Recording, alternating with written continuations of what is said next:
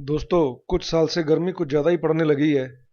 शायद ऐसा global warming के कारण हो रहा है या किसी और कारण से हो रहा है, ये तो पता नहीं। लेकिन गर्मी सहना मुश्किल होता जा रहा है। खासतौर से बरसात के मौसम में तो और भी ज़्यादा मुश्किल हो जाता है, क्योंकि ऐसे में तो कूलर भी काम करना बंद कर देता है। कूलर चलाते हैं तो ह्यूमिडिटी बढ़ जाती है और उल्टा हमें डिस्कम्फर्ट लगता है, हमें गर्मी ज़्यादा लगती है। तो ऐसे में एसी चलाने के अलावा कोई चारा ही नहीं बचता।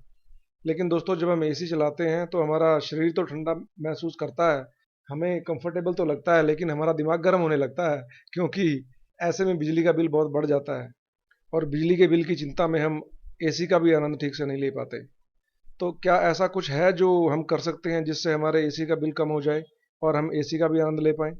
जी हाँ दोस्तों, ऐसी बहुत सारी बातें हैं जिन्हें अपनाकर हम एसी का भरपूर आनंद उठा सकते हैं और हमारा बिजली का बिल भी ज़्यादा नहीं बढ़ेगा। दोस्तों, आज के वीडियो में हम बात करेंगे कुछ ऐसी टिप्स की जिनकी मदद से आपके बिजली का बिल भी कम आएगा और आप एसी का भी अच्छे से आनंद ले पाएंगे। लेकिन शुरू करने से पहले दोस्तों, अगर आपने इस चैनल को सब्सक्राइब नहीं किया है तो जल्दी से इसे सब्सक्राइब कर लें और बेल आइकन को दबा दें, ताकि हमारे आने वाले वीडियोस और उनके नोटिफिकेशन आपको मिलते रहें। तो चलिए दोस्तों, शुरू करते हैं। दोस्तों, सबसे पहले एसी चलाने से पहले आप इंश्योर कीजिए कि आपका रूम अच्छे से वेंटिलेटेड हो। यानी एसी चलाने से कम 10 मिनट पहले आप अपने रूम के खिड़की दरवाजे अच्छे से खोल दीजिए और अपने सीलिंग फैन को फुल स्पीड पर चलाइए, ताकि जो अंदर ट्रैप्ड हीट है, यानी जो कमरे में गर्मी इकट्ठी हो गई है, वो बाहर निकल जाए। और जब आप एसी चलाएं तो आपके एसी की कूलिंग अच्छी हो और आपके बिजली का बिल कम आए। दोस्तों, बिजली का बिल कम करने के लिए एसी की टेम्परेचर सेटिंग बहुत मैटर करती है। सबसे ज़्यादा शायद यही चीज़ मैटर करती है आपके बिजली का बिल कम करने में। हम में से ज़्यादातर लोग जब एसी चलाते हैं तो उसे 16 डिग्री पर चलाते हैं, ये सोचते हुए कि इससे हमारे रूम की जल्दी से कूलिंग होगी। लेकिन ऐसा नहीं है दोस्तों। 16 पर सेट करने से एसी जल्दी से कूलिंग नहीं करता। इसकी बजाय आप अपने एसी को जेट कूल या फास्ट कूल पर चलाएं। 15-20 मिनट आप इसे फास्ट कूल पर चलाएं, जिससे आपका रूम जल्दी से ठंडा हो जाएगा।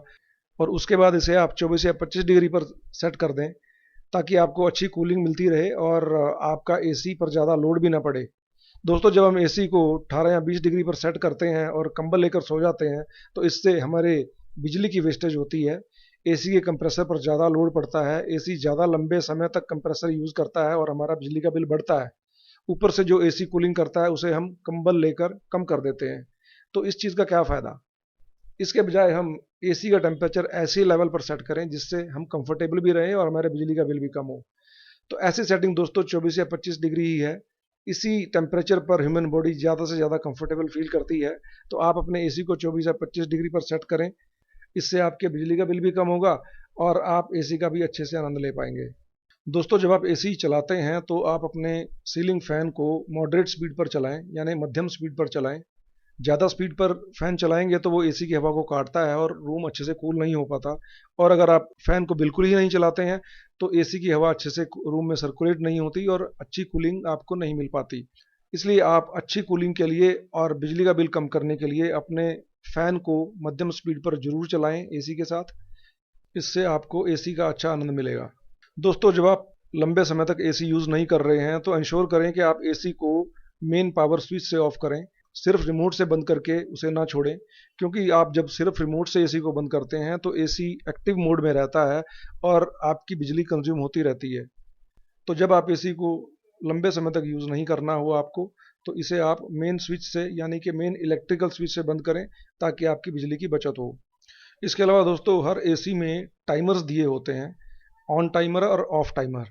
अगर आप इन टाइमर्स का अच्छे से यूज़ करते हैं तो निश्चित ही आपका बिजली का बिल कम होगा। जैसे रात को सोने से पहले आप अपने एसी पर ऑफ टाइमर और ऑन टाइमर दोनों लगाकर सोएं। यानी कि आप सोने से पहले 3-4 घंटे बाद का ऑफ टाइमर लगाएं और उसके 1 घंटे बाद का ऑन टाइमर लगा दें।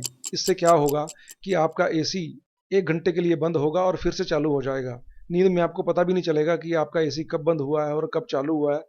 इससे आप बिजली की अच्छी बचत कर सकते हैं और एसी का भी आनंद उठा सकते हैं। दोस्तों, जब आप एसी यूज़ करते हैं तो ये भी इंश्योर करें कि आपका रूम अच्छे से सील्ड हो। आपके रूम का दरवाज़ा बार बार ना खुले। आप एक बार जब रूम में बैठ गए तो रूम का दरवाज़ा कम से कम खोलें। इससे आपके कूलिंग का लॉस नहीं होगा और एसी को कम काम करना पड़ेगा। इससे आपके बिजली की बचत होगी। इसके अलावा दोस्तों एसी की सर्विसिंग भी बहुत इंपॉर्टेंट है बिजली बचाने में। ऐसा जरूरी नहीं है कि आप अपने एसी की सर्विस साल में सिर्फ एक बार ही कराएं। आप कहाँ पर रहते हैं, अगर वहाँ पर डस्ट ज़्यादा है तो आप हर 2-3 महीने में अपने एसी की सर्विसिंग करें। इसके अलावा अगर आप ज़्यादा एसी यूज़ करते हैं, यानी ज़्यादा समय तक आपका डेली एसी यूज़ होता है, तो उस स्थिति में भी आप हर 2-3 महीने में आप अपने एसी की सर्विस करें।